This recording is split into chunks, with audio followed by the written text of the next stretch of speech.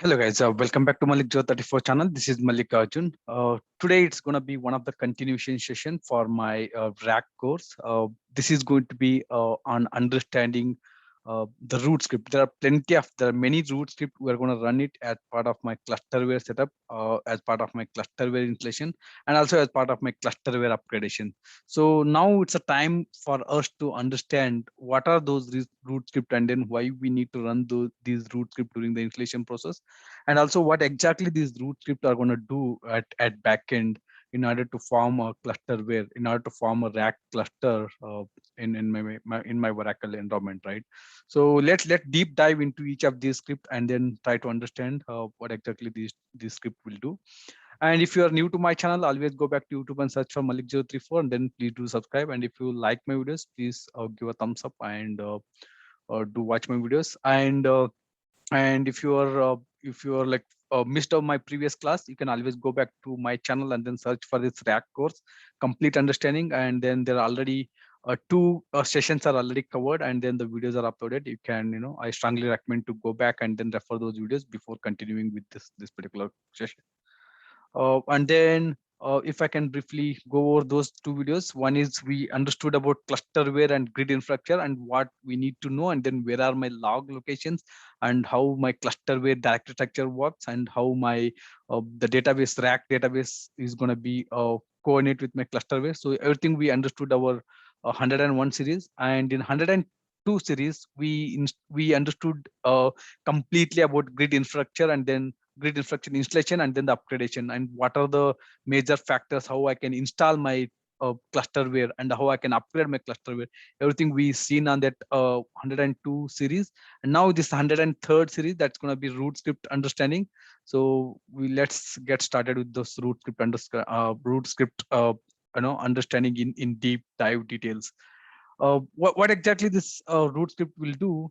The main major root script in as part of my clusterware installation or as part of my clusterware upgradation.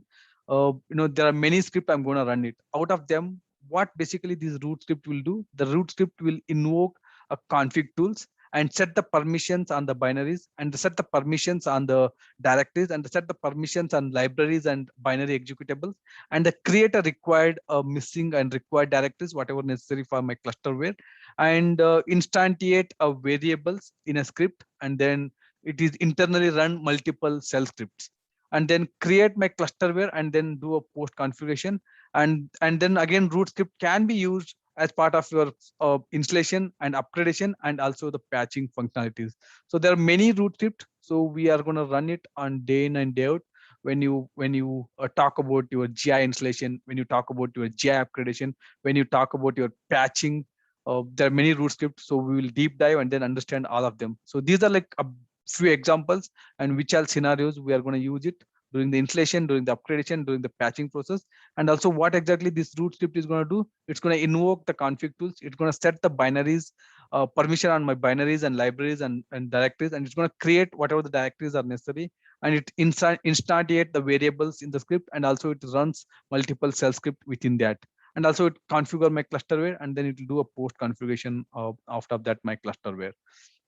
And then one of the basic script is your Fixup root script. The Fixup root script is we have seen it. This Fixup root script can be generated during your Oracle home installation. Also can be seen in your GI installation. Also this can be seen in your clusterware installation. Also this can be seen in your rack Oracle home installation or standalone Oracle home installation. What exactly this root Fixup script will do? It generate. I'll precisely talk about GI installation. This script will be generated during the GI installation when VUI detects there's a incomplete task that is marked as a fixable, and you can generate your own dynamic script, and it will generate the root fixup script, and you can run it as a root user on that particular node, whichever node it is reported, and that is going to be basically contain some of the kernel values, whatever the required for my installation. It's going to set it, and if there's a missing RPM, it's going to report it, and it's going to generate the dynamic script. And it's a very basic and first script which is going to be generated as part of my GI installation. And if there's any prerequisite task are missing or we missed it, and that can be reported during the fixup, and you can go ahead and run the fixup script, and that's going to do whatever the necessary changes by installing the RPMs or by changing your kernel values, whatever the required value it is going to set, and then do a retry, and then it's going to be successfully you do your grid infrastructure pre-check. That's the very first script. And once the GI installation is done, it's gonna ask you to run uh, orainstRoot.sh. So what exactly this orainstRoot.sh will do? It's gonna set the permission for your inventory location for your group read write execution, and also it's gonna change the group ownership for your inventory to whatever the primary group of your GI home. If the primary group of your GI home is oinstall, it's gonna set the permission to oinstall for that Vora inventory location. That's our central inventory location. And then it's gonna give read write execution permission for that central inventory location.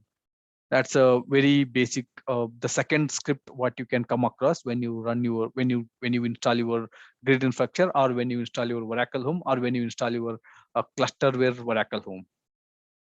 And then going ahead, root.sh, it's again a shell script, very important script, and very mandatory script in order to form your clusterware. This should be executed after the installation to complete all the needed steps to make sure that your CRS can run. So the root script can be varies from version to version, from 11G, 12C, and 19C. The root script is the one which is gonna actually run and form your clusterware, and then start your clusterware, and then we can continue to work once the root script is completed. So root script is the one which is gonna form your clusterware, uh, and then do a post configuration, and then that's a heart of my grid infrastructure. So you make sure that your root script should be successful, and then proceed further. If the root script is fails, you have to stop it and you have to fix that, and then and there itself. Otherwise, it is very hard to form a cluster when your root script is fails, and you have to fix that and then proceed further. If you have like 4 node cluster and the root script, you have to run it on node by node. If you have to run on node 1, and then after that node 2, node 3, node 4, and then if it fails on node 1, you have to fix that first and then proceed with the other nodes. If you don't fix it and proceed further, that's going to be disaster, and then you cannot be able to fix it later. And then it is advisable to run root script on the first node alone, and the last node alone. And then in the middle of the nodes, you can run it parallelly. For example, if you are running a 8 node cluster, you can run the node 1 root.sh very first time. You can run it only one time, and then that single node alone. And then once that is successfully done, and you can proceed with parallel execution. You can run it node 2, node 3 parallelly, and node 4, node 5 parallelly, node 6, node 7 parallelly. And again on the last node, 8th node, you have to run root.sh, that is alone. You cannot run parallelly on the last node, or you cannot run parallelly on the first node. That's the best practice. On the first node and last node, you have to run it a single execution, and inside middle of the node, you can run it parallelly. Best example is like, if you're running with a 4 node cluster, run root.sh on the node 1 first, and then later you can run it on the second node and third node parallelly. And once that is done, and the run on the 4th node alone. That's one of the best practice you can follow it. And then there's a sample output for that root script. orainstRoot.sh, that's going to change the permission. You can see that is going to changing the permission for your Vora inventory. It is going to change the permission read write execution for that group, and changing the permission for your Vora inventory to oinstall, whatever the primary group of your grid infrastructure, that's going to be set here. And then coming to your 11G root.sh script execution, this is what it's going to do. It's going to set your binary executable, and there are a lot of internal uh, internal configuration is going to do it. You can see this all the certs, wallets, and all it's going to be checked here. And then it's going to start your all the grid infrastructure daemons and resources. And then your ASM will be created and started successfully, and this group will be created, and your OCR and voting this, everything will be created. And then it finally says successfully completed. Like, this particular message is very important. Where is that, like, node update list was successfully updated, and you should see something like successfully updated, then proceed with the other node and then continue with that. And then also that second node also, it's going to do the same thing. It's going to do that, adding your cluster node to your existing node one, and then it's going to start your Clusterware daemons, and then it says successfully install. Like this is your inventory pointers, and you can see this succeeded. Your Oracle grid infrastructure for cluster succeeded, and updating the inventory details and all those things. This is for 11G, the output file. And if you talk about 12C, and the moment you run about root.sh, it's going to do the same thing. It's going to set the Vora tab and then the binaries and then some other permissions, and then it's going to do a 19 step for you. Like you can see this out of this 19 step, like step 1 of 2, 2 of 2, and 3 of 2, and 4 of 2. Like, these are like different steps, and each of these steps has its own particular task. Check CRS config, set up local GPNPD, and OHSD, and all of this, like, install ACFS. All of this 19 step, it's going to be successfully executes. And once the successfully these 19 steps are executed, you can see where the last step. Let me scroll it down here. A lot of things it's going to do here. And once it's successfully installed, you can see configuration of a grid infrastructure for a cluster is succeeded. So that's the successful message. You should see it here. And then you can see it here, right? Where is that? If I scroll it up here, this is step 14 of 19, 15 of 19, 16 of 19. And then if I scroll down here, and then where is that? 17 and 18. Yeah, 18 of 19. That's the step 18 of 19, execution of that config node. And then 19 of 19, that's a post config. So you should see this successful message on node 1, and then the same root.sh, you have to run it on node 2.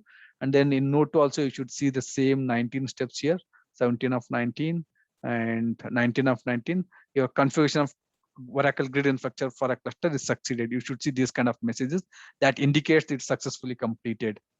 And again in 19C also, it's going to be same. Run the root.sh, and it's going to do the same thing, step 19. And you can see 19 of 19, successfully configured your grid infrastructure here. And similarly, you have to run it on node 2. And on node 2 also, it's going to do step 19 of 19.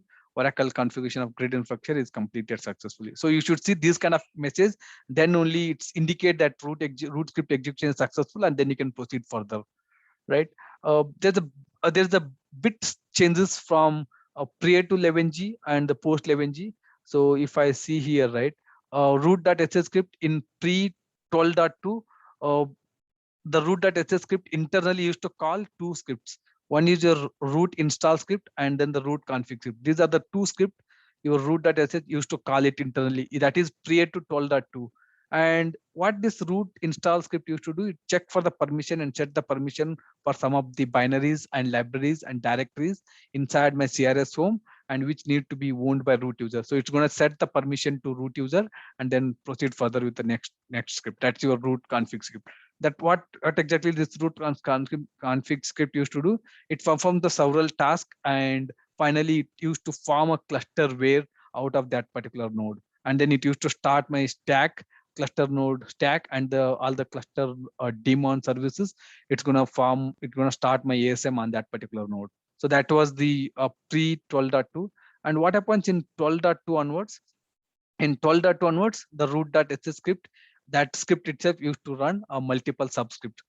During the Oracle grid infrastructure Clusterware, the cluster installation, Oracle Clusterware and automatic storage management software is installed, and the root.sh script changes the permission of all the parent directories to root, and some of the libraries and binaries inside my grid infrastructure Oracle home.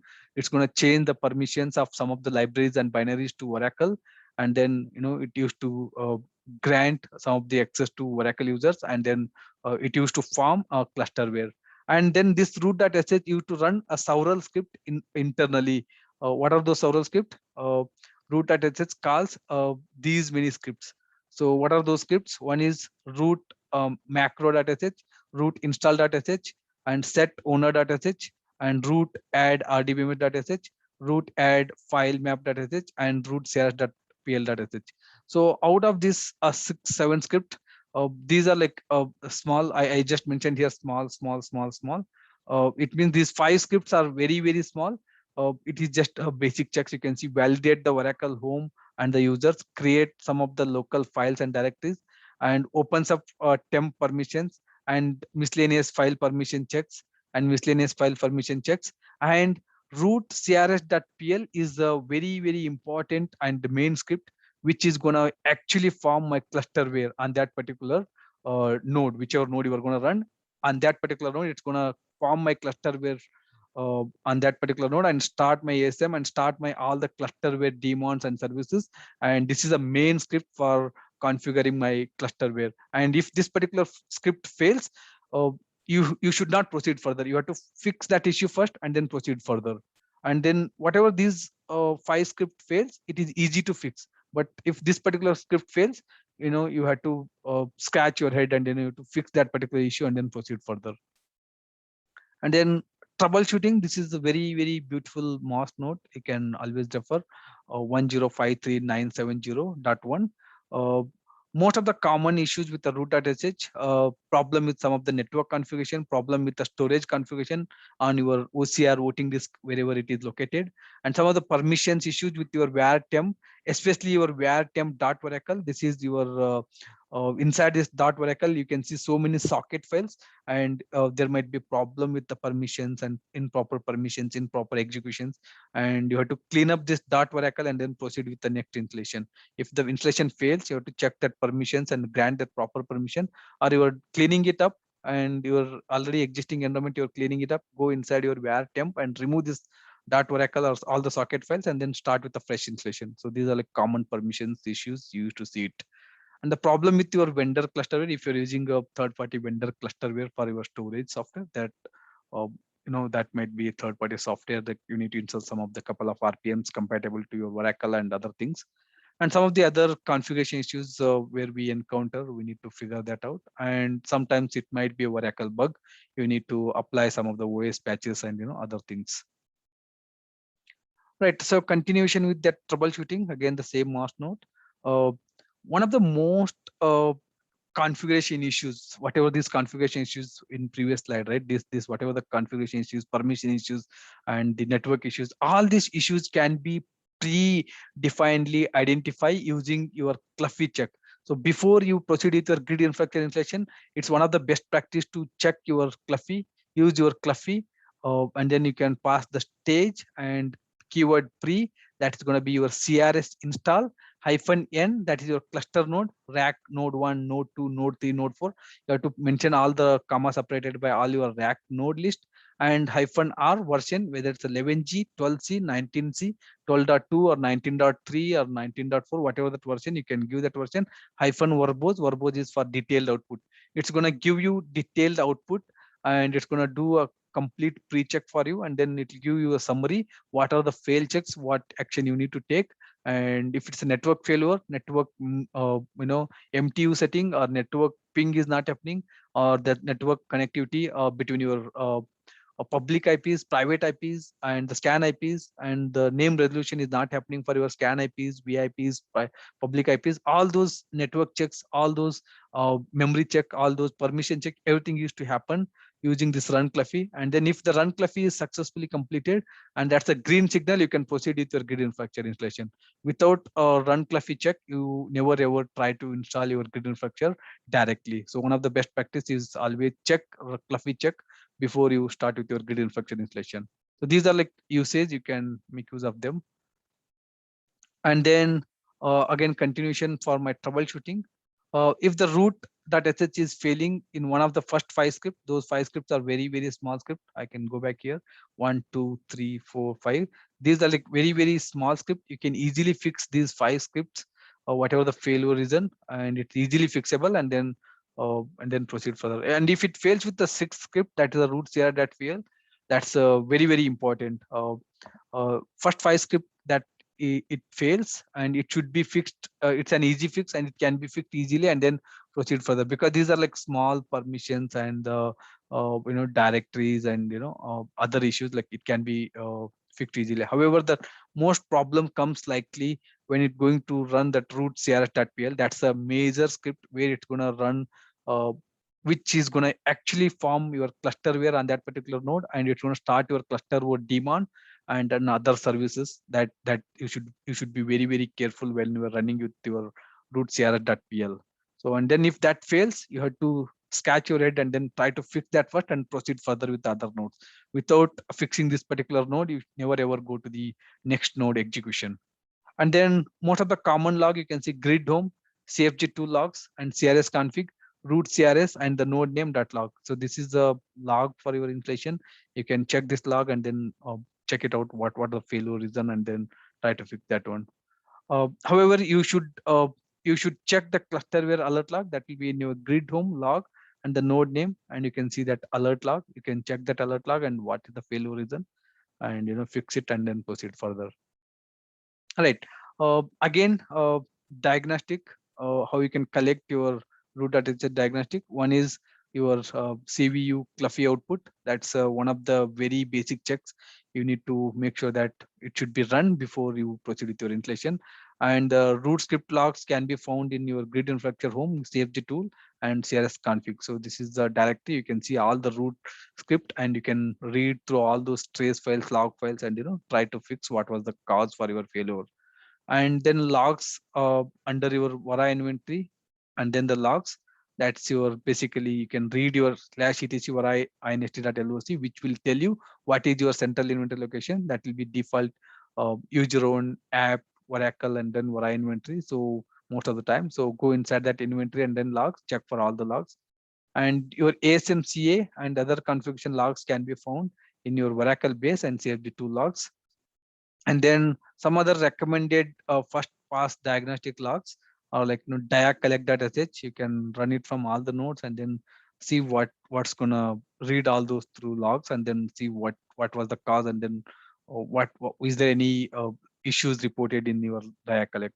And then the CVU output, like Cluffy output, and then Vara inventory logs and your CFG2 logs, whatever the logs, you can see it in your Oracle base and CFG2 logs. Try to review them and then take appropriate action. And then your ASM alert log. So ASM alert log will be inside your grid home log and then the node log. And you can see that ASM alert log and then clusterware alert log. And if voting this OCR on ASM, and then you need to take appropriate action based upon what exactly the issue you are hitting. So yeah, these are like a few of the logs you have to review it in first place when you hit any installation or any of the root.sh script fails. Right. So and then before I get into the patching, uh, this is root.sh for the fresh installation. What happens if you upgrade your clusterware from 11G to 12C or 12C to 19C? Instead of root.sh, you are going to run root upgrade.sh. Root upgrade.sh. Again, that's going to do the same thing. You have to review the same log, CRS config, and the CRS config, and then CFG2 logs and CRS config, and then it has its own root upgrade logs, and then Oracle base and CFG tool, and it has its own upgrade logs. So you have to look into those logs. Again, those root upgrade.sh script also going to call same script, whatever you are seeing here. It's going to do the same process. It's kind of a fresh installation, but you are going to upgrade your clusterware, whatever the previous version to a higher version. So that is for your upgradation, root upgrade.sh. So let's jump into your patching root script. So root script for patching. So in pre 12.2 steps are going to change, and in post 12.2 and in 12C and 19C, the steps are going to change here. In 12 pre 12.2, you are going to run pre root.sh and then the pre patch, and then apply your patch or rollback whatever the patch, and then do a post patch, and then the post root patch. These are like multiple script you need to run it in pre 12.2. And then in 12.2, what happens? So we combine this root patch and then the pre patch and the post patch and the root patch together. We made it as a unlock and the patch. So this pre-root patch.sh and the pre-patch sh, it's going to be like root crs has or root crs.pl. Has for Oracle restart, and if it's a clusterware, it's going to be root crs.pl. Unlock is going to unlock your grid infrastructure home, and then the change the permission from root to whatever the owner, and then allow that Oracle that grid home to apply the patch. And then after that, you can apply the patch or roll back the patch. Then after that, root crs.pl or root.sh.pl. HS for again Oracle restart, and root crs is for your clusterware. .pl and -patch is a post patch. It's going to do change the permission back to the root user, and then some of the binaries, libraries are executable. It's getting changed to root owner. That's recommended, and that's needed for your clusterware to run, and then that's going to complete your patching. And in 12c and 19c, what happens? Instead of this unlock and patch, they came up with a pre-patch and the post-patch. The commands are same: root crs.sh and root crs. Again, it's not a pl, it's going to be sh, and then a post-patch and the pre-patch. Pre-patch is going to be unlock your grid home, and then change the permission from root user to grid owner or the Oracle owner, whatever the grid owner, and then the change those binary executable, whatever the binary executable library executable owned by root user, it getting changed to Oracle user or the grid user, and then it allow you to apply the patch or apply the patch or roll back the patch. Once that is done, run that root crs.sh and then the post patch.